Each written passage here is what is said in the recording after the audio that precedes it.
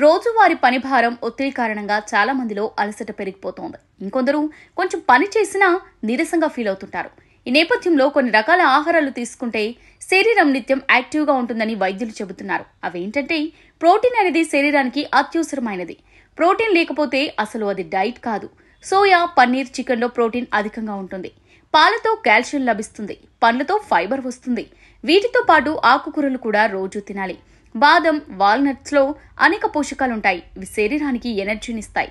ఉడికించిన బంగాళదుంప, బ్రెడ్, పప్పు ధాన్యాల్లోని కార్బోహైడ్రేట్స్ మన శరీరానికి చాలా అవసరం.